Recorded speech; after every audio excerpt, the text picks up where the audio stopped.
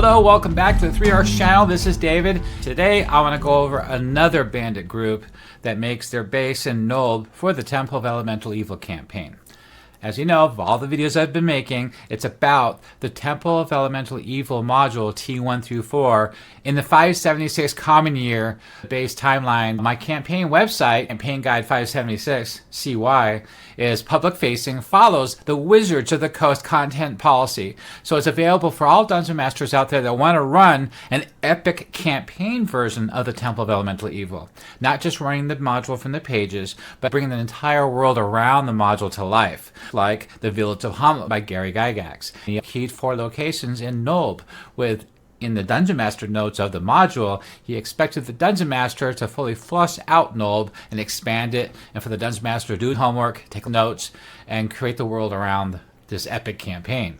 A lot of Dungeon Masters have done that. I've been working on this for years. I ran the first campaign in the early 80s for my original group, and we've been running it ever since. And I know a lot of other Dungeon Masters have been doing their work and expanding it as well. I've taken everything everybody's ever done, including my own work. I have been expanding Nulb, not just recreating it, but using Living Greyhawk modules as a source of lore for other locations and organizations like the Gnarly Rangers, Sheer Knob, or Ostwerk. Didn't exist in the original Greyhawk Temple of Elemental Evil modules. Using the Living Greyhawk modules that was written between 2000 and 2008 era, I've used that lore to expand the world around the module, around the Village of Hamlet and Nulb. Within a 500-mile radius, you have all these villages and cities keyed, including the organizations. The players in the campaign can come from anywhere with a source of a background. You can start the campaign anywhere. You don't have to traditionally start the campaign at the beginning outside the village of Nulb. I start my campaign in the city of Paperback, and they work their way and they make their way south. Other Dungeon Masters start their campaign in the Wild Coast, like Narwhal, and they cut through the gnarly forest to get to the village of Hamlet and Nulb. Other Dungeon Masters want to start off in Divers. Either way, players can come from all sorts of locations too as part of their background. That way they'll have a home base, like people they know, organizations they belong to get help, information, training, gear. Also, these backgrounds can give them quests, like background quest. Like, we're sending you on this mission to discover this. There's an imbalance of nature in the gnarly forest. We don't know what the cause of that. We don't know what the cause of that is, but we want you to find out what that is. Investigate and report back. That kind of quest gives the players something to roleplay with. Is something that makes them feel like they're part of the campaign on a quest that's really important. You can reward them more than just regular experience points for completing modules. They'll also get acknowledgement and experience points from the benefactors, the people that gave them the quest in the first place. So it's like another layer of engaging the player in the world.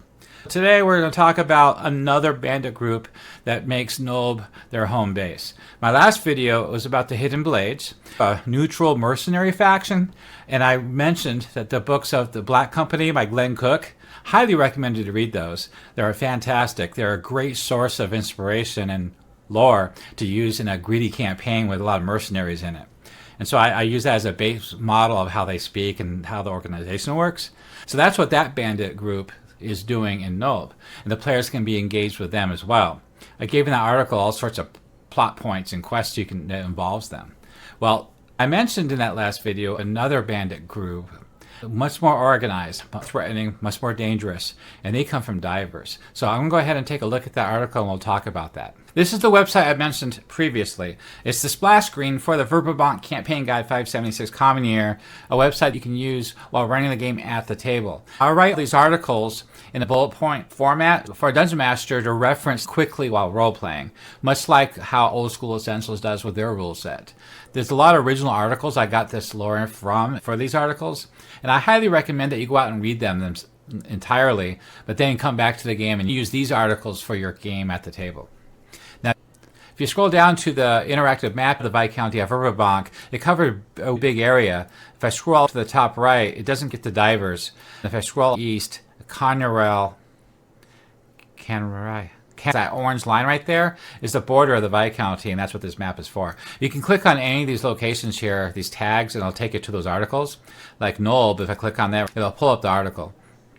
Nulb is a very active town in this timeline because it's the rise of the Temple of Elemental Evil, and they're trying to do this without tipping off the authorities, the forces of good, of what they're doing, because they'll be put a stop to us if they ever find out. And that's why they're using bandits in Viscounty and the Gnarly Forest to hit merchant caravans along the merchant roads to help the rise to get information, to cause chaos in the lands, to get supplies to the temple, and also slaves, prisoners. And they use this as recruitment tools. The Temple of Elemental Evil is heavily recruiting, and they're bringing in like a dozen monsters and NPCs a week through Nulb into the temple. And I have a whole thing about that if you go to this. The first thing you see in Nulb, besides the description, is flavor text of what it looks like when you arrive at Nulb. Because I know some dungeon masters like to see that. You don't necessarily have to read this out loud to the player verbatim. You can paraphrase it if you want, but I feel that's very useful. This organization is a brigand band based out of Divers. Is a sub-band of a larger organization from Divers. And they call themselves the Crimson Reapers here in Nulb. They're a little more than brigands. Killers for hire and butchers. They leave behind corpses and burnt wagons. The truth is more complex. They are a hardened company of ex-soldiers, deserters, and professional killers. They're bound by survival and profit. They have coin when they find it, blood where they must, and serve the cult of Orcus. Not out of devotion, but out of necessity. Loyalty is a currency, and fear is a weapon, and death is a business. So, as you can see, I got this flavor from the Black Company, this idea of this brigand band. So they don't revel in murder. They don't cackle as they burn down villages. They do their job, get paid, and live to see another day. If anything, they are pragmatists and in a world of fanatics. The Crimson Reapers are a Nulb-based extension of the Circle of Whispers. The main organization is from the Living Greyhawk series in Divers, called the Alliance. So if anybody has played in the Divers area for Living Greyhawk, you'll recognize that. It's a huge umbrella organization over sub-organizations. So this is a Nulb-based extension. A feared mercenary and a criminal syndicate from Divers. They're led by Zelt the Bat, not the baseball kind. This faction operates as ruthless enforcer group. They work to secure Nulb for the resurgence of the Temple of Elemental Evil while expanding its own power, based through fear, profit, and margin. This group is tasked with leveraging the chaos surrounding the Temple's second rising to infiltrate Nulb's criminal underworld, seize control over bandits and pirates, and establish dominance over smuggling, extortion, and mercenary operations. Unlike simple brigands, the Crimson Reapers function as spies, assassins, and manipulators, playing the long game to consolidate power while keeping their goals hidden. The Circle of Whispers, founded in 557 Common Year, were initially a small adventuring band known for their cunning, secrecy, and preference for subterfuge over brute force. Its original 5 members, Galdagor, Whitchris, Namila of Calteron, a wizard, Jordeth, a rogue, Norbert, a bard, and Camillin Freesails, a cleric of Procan. They formed a well-connected group that quickly earned a reputation. While early patronage was the rising merchant elite, they became favored tool for noble intrigue and intelligent gathering and discreet problem solving for the right price. This is ancient history, not today. This is the main organization of Divers. We're not talking about the band in Nulb now. So as Divers expanded in power, so did the Circle. By 561 Common Year, it evolved from a simple adventuring group into a full-fledged mercenary guild, policing its own while orchestrating the downfall of rival bands. Through the 570s, the Circle transitioned from formidable syndicate, seamlessly blending aspects of the Thieves Guild, into a mercenary company and intelligence network. Now the modern day, 576 Common Year. So, following the deaths and departures of founding members, the Circle entered a new era. So, Zelt the Bat, this master of secrets, he's a ruthless sorcerer spy master, wizard. Zelt has no official title, but commands over 50 skilled warriors, rogues, and mages. His faction is the strongest within the Circle, known for its shadowy dealings and blackmail and intelligent network across the Divers and beyond. He's got objectives: expand the Circle's political power within Divers, forge alliances with noble houses and merchant guilds, secure greater control over the underworld, and use influence to expand the Velverdiver River trade routes. Secretly, he serves Orcus while pretending loyalty to Vecna and Hextor, ensuring power from multiple dark forces. On the right, that's a picture of him, and there's a link to Zelt. He has another article just for himself. More detailed history, background, personality, and all that stuff. And if you scroll through this, you'll see there's a lot of his information here. As you scroll through this mini article that pops up, there's a lot to him, a lot of information of his background and character and where he's staying at and why he's doing it. And he's even some quotes there of his character. So his goals and motivations are even more deeply explained within this article here. One thing I want to point out before we go further about his character is that he wants to expand the Crimson Reapers' power in Nulb, Gnarly Forest, and Verbabank. He wants to uncover forgotten arcane knowledge to further his ambitions. He also wants to establish alliances with the Temple of Elemental Evil, but only as long as it benefits him. He wants to find a permanent, secure stronghold, possibly through Lady Nysera in Nulb, or the Waterside Hostel. I just want to point that out before we continue. Let's go back to the main article. These three characters you see on screen are the main leaders of the circle in Divers. They're not, these other characters has nothing to do with Nulb. It's just because it's such a big organization, they're all doing a lot of different things right now. Not just performing activities in Nulb. So Talik Van, he's a renowned bard and scholar of Sul ancestry. Talik's vision for the circle differs from Zelt's. Rather than consolidating power in Divers, he seeks to spread the circle's influence across Verbabank, Kaltaran,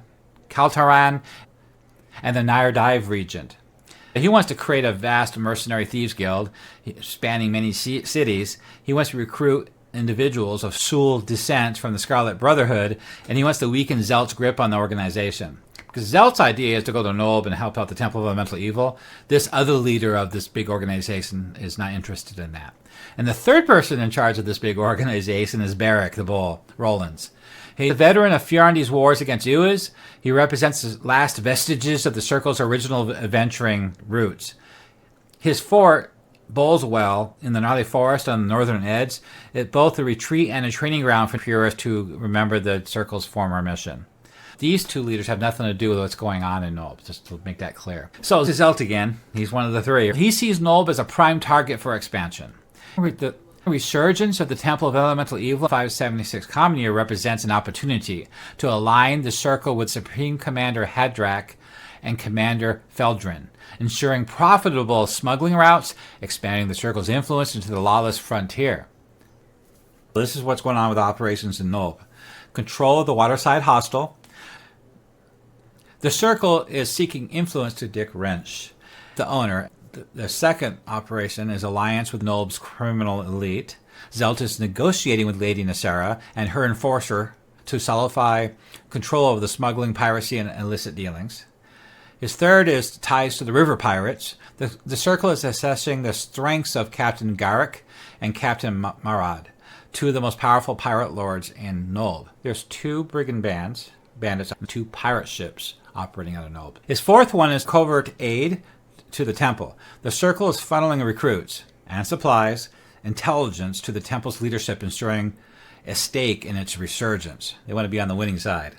The last is collaboration with the Cult of Orcus. Through Maldrith, the Hexed, serving Zalt, he's weaving a necromantic influence into Nulb, serving the Cult of Orcus while keeping their true allegiance hidden from the Temple's leadership. Leaders of the Temple of Elemental Evil have no idea that they also serve Orcus. And if you put your cursor over another link, an entire article on the Cult of Orcus itself. There's also another article on Orcus himself. So there's a lot of information to draw from the roleplay, so that way you can get that into your campaign and bring it more to life. As you can see, this article goes on forever. And that's what a typical priest of Orcus looks like in his full gear. Zelt the Bat's grand design is to establish himself as a shadow ruler, controlling the vast network of spies, mercenaries, cultists.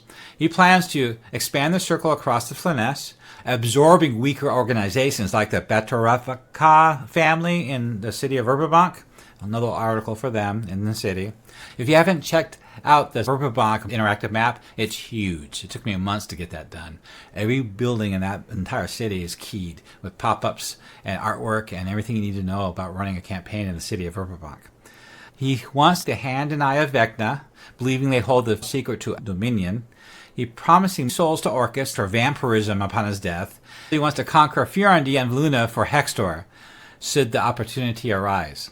So this guy's hedging his bets. He really has his hands in a lot of things. So you would think that he wants ultimate power and he wants ultimate life. He doesn't want to die of old age. He wants to become the emperor of the universe. Back to the article. Waterside Hostel. Waterside Hostel is right at the foot of the bridge as you come into Nulb.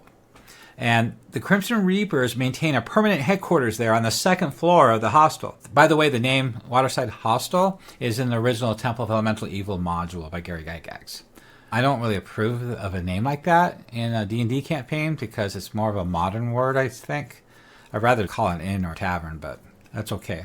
I just want to let you know it wasn't my name that I created. So this room was secured through a deal with the owner, Dick Wrench. This room, heavily reinforced and private, serves as the nerve center for the banditry.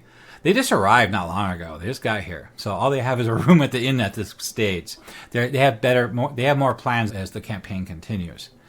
They have a fortified room. There's a heavy wooden door with locks, dimly lit chamber, furniture, tapestries, maps, table, weapon rack, all that stuff. It's all right here. And also, there's a narrow window that overlooks the bridge coming into Nulb and the docks, the bay there. So basically, they know who comes to Nulb. They always have somebody stationed there watching from the window. Captain Zelt and his second in command utilize this space for coordinating operations, interrogating captives, and recruiting new members. The room serves multiple purposes: planning ambushes, mapping out the gnarly forest, interrogation and recruitment, assessing captives for ransom, execution, or induction into the Reapers. It's also an information hub. Use the tavern below to gather rumors and intelligence. That's what taverns are good for in D&D. And storage. This is where they hide their black market goods. Future plans. So it's all like a safe house. While the Waterside Hostel remains their primary hub, the Reapers they're seeking to expand their presence in Nulb. Their next objective is to secure a private safe house. Lady Nysera, who controls Boltman's Tavern, has an extensive network and influence. Once the Reapers establish a stronger relationship with her, they plan to rent a discreet house for further dominance in Nulb. There are many buildings here in Nulb, and a lot of them are empty or destroyed, or burnt to the ground. Lady Nysera owns a few, so she can rent or sell them to players as well. In the Nulb map article, I left some buildings blank and empty on purpose for dungeon masters to place their own things there, in case you have a shop or a need for your campaign. I don't want to key every building in the whole place. That leaves no room for growth for a dungeon master to customize it. Now, the Circle's future. While the Circle remains formidable, it is riven by internal divisions. The ambitious Zelt and Telek may eventually lead to an open confrontation, while Barrack's faction remains a wildcard. The organization's growing involvement with the Temple of Elemental Evil and the Cult of Orcus may secure their immense power or lead to the ultimate downfall. The coming years will determine what happens next. Leadership and structure. Zelt, he's a master of secrets and leader of the Reapers.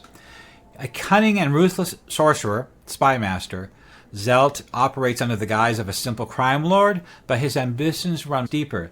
He intends to use Nulb as a staging ground for the Circle of Whispers expansion. His public role is a criminal mastermind. His true ambition is to seize control of the temple's power while secretly serving Orcus. His tactics are psychological warfare, blackmail, and magic against his rivals. And his weapons is the cloak of the bat, the staff of the python, and magical disguises. An assassin. This points out something here. This campaign never had the Cult of Orcus involved. Of all the Greyhawk modules I've seen, there's that high-level series in Greyhawk for the Cult of Orcus. That's the only module I've seen with Orcus in a campaign.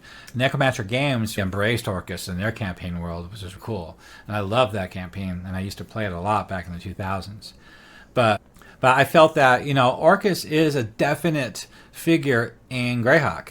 But it's just not many content creators for the World of Greyhawk over the last 45 years have used Orcus in much of anything, except for that high-level series, those 3 modules. I can't remember what they're called. And I looked them over to get some inspiration on how to write my Cult of Orcus organization article out to help me get that down. So basically I thought, why wouldn't the Cult of Orcus be involved in this area? I realized they might not have a big presence, But the thing about the Temple of Elemental Evil is it's a huge event. Something big is happening. It's the center of the Flyness. It's in the middle. And just 7 years ago was the Battle of Emeryds Meadows. And anybody who has to do with anything in the world is basically here involved. And so the Temple's second rising, as they rise, they're collaborating and engaging with other organizations out there as they grow to recruit into this plan that they have. And so they, like the Knoll King in the Lower Mill Mountains, sent Knolls to populate Loreth's Moat House and here at the Temple. That's where they came from. And I keyed all that in the campaign too. So at least you know where those Knolls are and where they're from. Same thing with the Bugbears. There's a tribe in the Gnarly Forest. Another Living Greyhawk module series, 3 wolves. The lady is organizing the leftover giants in the Lower Mill Mountains to march upon the Greenway Valley gnomes. There's a lot going on behind the scenes than the base module I mentioned. Gary Gygax expected us to expand this module and create a bigger, epic version. That's the reason why I thought it would be kind of cool to have, a little cult, a little splinter of Orcus involved in this campaign. It's not a major plot pointer. It's just something that the Temple of Greyhawk. It's just something that the Temple of Elemental Evil, they attract attention like that. You can actually say the same thing about the cult of Vecna or Hector. So big capital cities have shrines to them or secret or underground organization worshiping these evil gods. This rise of the Temple of Elemental Evil would attract them. Nobody's put pen to paper to do that. I'm a strong believer in expanding the campaign but sticking to lore. But I do not want this to overwhelm the campaign. I want to give it more of a Greyhawk flavor. Make you feel part of the entire world of Greyhawk, not just a splinter like a Ravenloft section only your players are playing in, and the rest of the world doesn't matter. That's what I don't want. Let's continue back to the module here. Okay, let's continue the article. Rom is a silver-tongued sorcerer, wizard, battle mage, alchemist, and enchanter, serving as the Reavers' primary spellcaster and strategist. He's a former noble of divers, and he fell from grace due to his gambling debts, and he now walks the path of crime and sorcery under Zelt's mentorship. His role in the Reavers is multifaceted. He crafts magic items. He supplies enchanted weapons. He ensures that the Reavers have every arcane advantage possible. Unlike the rest of the company, Rom still carries himself with the air of a nobleman, and earning him the mocking nickname of Hollow Jack. They call that behind his back. So he's a really cool and interesting character. He kind of reminds me a little bit of a Silent or a Goblin in the Black Company. The second in command would be Maldrith the Hexed. Zelt isn't there all the time. He only pops in, teleports in, or communicates by spell to these guys there in Nulb. Zelt will show up sometimes, but not all the time. But who's permanently stationed in Nulb for these operations is Rom and Maldrith. The second in command is Maldrith. He's a demonic arcane sorcerer and Zelt's enforcer. His necromantic powers are a terrifying presence, make him invaluable, in manipulating local bandits, intimidating other criminals into servitude. His origins are shrouded in mystery, but his mastery of infernal magics and necromantic rites makes him indispensable. He's cold, calculating, a true force behind the gang's demonic influence. He serves Orcus by weaving dark magic into the fabric of Nulb. He's a feared warlock and executioner, and he conducts dark rites for Orcus. He has his own article and artwork, but that's on the right-hand side. I'll show you that in a minute. Operations and activities. The Crimson Reapers are deeply embedded in Nulb's criminal economy, working alongside each other. The key locations here, this is important. Number 1 is the Waterside Hostel of Nulb. It's a recruitment hub and hideout. The next one is the Boatman's Tavern at the docks in the Bay Area. The Reapers use agents like Lady Nacera and her enforcer Skull to monitor illicit trade, because that's where you would do it with the boats unloading their contraband onto the docks. Then the next place that's important to Nulb is the Iron Lash. It's a slave dungeon, a gladiator pit, and a brothel. It's a walled, fortified compound. And it's really a great place because if you look at that article, you'll see it has a lot going on. They bring in slaves to weed them out. The women go to the brothel, maybe select good-looking men. The rest go to the gladiator pits to determine their worth. Depending on the character and the need, agents of the Temple of Elemental Evil take fodder for their undead, sacrifices for the elemental nodes, or use them as recruitment tools. If anybody wins at the gladiator pit, obviously he's going to prove to everybody that he's worth something, he's worth keeping, if they can recruit him. The primary source of income is raiding merchant caravans on the Forest Road, through the Wild Coast trade routes. They smuggle contraband through the hunting cabin into the temple. The hunting cabin is off-site, hidden in the woods, and hides a secret tunnel leading to, I think, room 333 of the Temple of Elemental Evil, and that's how they get supplies into the temple without being discovered. They sell slaves to the Iron Lash for profit and sacrifice. They extort money from Nulb's traders and dock workers. Their tactics. This is getting quite obvious here what they're doing. So they got, they're ruthless. They take advantage of everybody. They eliminate political and military targets, destabilizing the area, things like that. Smuggling logistics is the Bloody Fangs. So they perform magical warfare, Rom's enchanted weaponry, and Maldris dark magic for devastating effect. The last point is interesting: smuggling and logistics. They have another subgroup called the Bloodied Fangs. Now, this is their job is maintain supply lines for illicit goods, weapons, and contraband. They're the raiding company. They're the ones that go out and actually raid on the merchant roads, where this other main group, the leadership group, stays in Nulb, at the command center. Another group led by Felix, and he's out there doing the outdoor activities, and I'll show you them in a minute here. They have a recruitment process where they brand a demonic glyph onto their skin. They have relationships with Lady Nysera, the Temple of Elemental Evil, and different Nulb establishments. They have a symbolism and reputation, a calling card, which is their orc carved into the caravan wagon and the bodies of the victims, tattoos on members. Join us or be offered in your place. Either way, blood must flow. They're at the waterside. They want a bigger place to take over. They're developing a relationship with Lady Nysera. Maybe the players can interfere with that. Enemies and challenges. So, they got to watch out for the Gnarly Rangers. The elves of the Gnarly, because there's 4 clans of the Gnarly, but they pretty much stick through the area. So as long as they avoid those areas, they're going to be fine. They're not going to have a lot of problems with the elves of the Gnarly Forest unless they get too close to their tribal area. But the Gnarly Rangers are a definite problem. And the mounted borderers, they get too close to the Viscounty at Paperback, the borderers will track them down. So they're very careful about that. The Free Alliance of the Cron Hills, the gnomes there, prey upon caravans heading to the Viscounty or the city of Verbank or Divers. And that causes a lot of political problems in the Viscounty. And that's a whole other thing, another video you can watch. Also, the clerics of St. Cuthbert and Pelor, those guys just don't sit back in their temples and their churches at the city of Verbank or towns and just wait for bad stuff to happen. They go out in these religious crusades looking for bad guys. There's a group of St. Cuthbert missionaries in Nulb right now. That's another location. I think it's location 18. And those guys are pretty badass, and that's a lot of fun. So when the players get there, those clerics just got there 2 days ago. And so they're getting the lay of the land, and everybody's avoiding them. They're looking to put the wrongs of Nulb right again. The religious threats to St. Cuthbert, Pelor, Heronius. Adventuring hooks. I always add hooks for the Dungeon Master in case you need some inspiration. The price of power. Adventurers investigate missing merchants and discover the dark secret of the Crimson Reapers. Infiltrating the Reapers. The party must pose as bandits, uncover the true allegiance of the cult of Orcus. The Whispered Glyph. A survivor of a recent raid bears an infernal mark, leading to the dark revelation about the gang's true patron. So, a cleric might recognize that brand on one of the survivors of a raid. Nysera's Gambit. So Lady Nysera seeks to employ the party to weaken the Reapers before they get too powerful. Cool stuff. Scroll to the top on the right, see an example of their brand on one of the Brigands there, and more quotes of dialogue for them.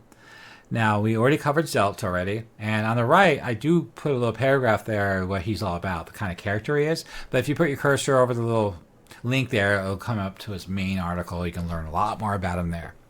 Scroll down to Maldrith, the Hexed. That's the priest of Orcus, and he's pretty cool. He's got his own article too. So he's got all my articles have stat blocks, and all his magic and treasure. Next is Felix, the leader of the Bloody Fangs, cutthroats and murderers of Nulb. Few names are whispered more than Felix. Felix is an assassin thief. He's tough. Below that is Rom, the company wizard. He's got his own article with his stat block, spells and magic items that he has, everything you need to know about that character. Going down further is the gang structure and a typical Crimson Reaper Brigand. I got a stat block for him. So anybody that's not a leader would use this stat block.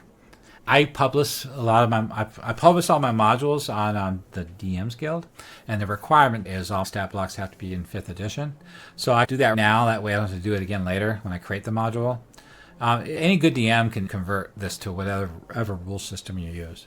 You can adjust the levels too. They don't have to be that powerful. What I don't like about 5th edition stat blocks is they don't really tell you what level they are. All you can tell is by their hit points. 6 die 8 plus 6. I guess the Brigand is 6th level. It doesn't make sense to me, but that's way too powerful for a standard Brigand. I'd make all the Brigands 2nd level. So that's me as a dungeon master. But you can always use your rule set monster manual. And I'm sure there's Brigands in there. Scroll back up and we'll look at the Bloodied Fangs. The Bloodied Fangs is a subgroup. They're ambushing and raiding. They're the enforcers. They're the hit squad. You know, if they want to take you out, they're going to send these guys after you. They're ruthless. They ambush merchant caravans, capture prisoners, seize goods, along trade routes between divers, the Wild Coast, and the Gnarly Forest, the Viscounty of Paperback. They're elite raiders, specialized squad with the Crimson Reapers. They're not your average roadside thugs. This band of cutthroats is notorious for precision and brutality, preferring swift, overwhelming force before vanishing back into the wilderness. Again, along the lines of the Black Company. They're an elite raiding squad. So this is pretty much the toughest bandits in the campaign. You don't want to hit them with this group until the players are at least 5th level. Their core members, so Felix, the leader is Felix, and he has his own article as well. Everything you know about Felix, his background description, his stat block, all that stuff. And then the core members below that is Durgan, Iron Jaw. He's the enforcer. You got Silk, the Shadow, the Scout Ranger. Turga, the Butcher, the Beastmaster. He uses wolves to corner and overwhelm prey. The wolves don't care who you are, only how long it takes to crack your bones. Here's a bunch of names, descriptions of the 10 brigands that follow those leaders. And below that is more dialogue and tactics. So this is a typical tactic raiding method they use, phase 1, phase 2, phase 3. You can follow that if you like, if that'll help you organize your game. Below that is some raiding camps in Gnarly. You would think that they'd have these different temporary camps out in the wilds while they're doing these activities, like the Hollow Fang Camp, the Bleeding Tree, the Smoke Hollow Hideout, and the Black Stag Encampment. These are little battle maps you can make for their locations. Good example. Let's say the players come across the result of a raid of a merchant caravan. So the merchant caravan's got the burning symbol of Orcus on it, corpses everywhere with the symbols of Orcus, scalded into their skin. And the players want to track these bandits down. They have a really good ranger. They track down these bandits back to one of these camps. So that's a great encounter there, a great session of D&D. And then, of course, once they do raid, and if they are successful, they can interrogate them and find out they're from Nulb. Players can find out more information. Connections, black market ties, different locations, the Waterside, Nacera, Iron Lash, Temple of Elemental Evil. Some adventuring hooks. The Merchant's Revenge. A noble family hires the party to track down the Bloody Fangs after the caravan kills their heir. A contract on your head. The party disrupts their raid and becomes Felix's next target. I like that one. Burn the camps. A secret mission to destroy the raiding camp and cripple the Bloody Fangs operations. The Wolves of the Gnarly. The party hears rumors of dire wolves hunting travelers, but soon learns the truth behind Torga's beasts. Final thoughts. Just scroll to the top on the right, and this is where all the stat blocks are. We got Felix, Durgan. So these are all pretty powerful characters here. Silk, he's got a longbow and sneak attack. Shadow Step. Turga, he's got the Whistle of the Pack, which is really cool. Dire wolves to attack. Up to 2 wolves in range immediately move 30 feet to bite. That's the Bloody Fang tribe member, and a standard stat block for the brigand of this raiding group. We covered 2 articles. This brigand organization for the Temple of Elemental Evil campaign, they're headquartered out of Nulb, and they're highly dangerous, very organized. They're a big deal. Now, this is expected in this timeline in Nulb at this time when the Temple of Elemental Evil is on the rise again, because they're going to attract companies and groups and organizations like this to Nulb, and that's going to help them recruit and grow. So what do you think of this brigand camp? You think they're too powerful? You think it's overwhelming? You think your players even have a chance? My expectation is for smart players to pit the organizations against each other, just like those old movies. You get the different factions, side with one, betray another, think on your feet, be smart, and get involved. I know that'd be very difficult to do if you have a paladin in your group or a certain cleric. That'd be very tough. But if players have more gray morals or more neutral aligned, I think they'll have a much more better success in this campaign to survive Nulb, because Nulb is going to need that. So what do you think? Do you think Nulb is just too much before you get to the actual dungeon? Did you enjoy video? Consider tossing support on my Patreon. It's best way to support orcs. If you would like to see more content, subscribe and post comments below. It better not be bad. Have you done anything like this in your campaign? I hope you liked what I went over to find this information and the articles useful in your campaign. I hope your party has as much fun as mine, and may your dice ever roll true.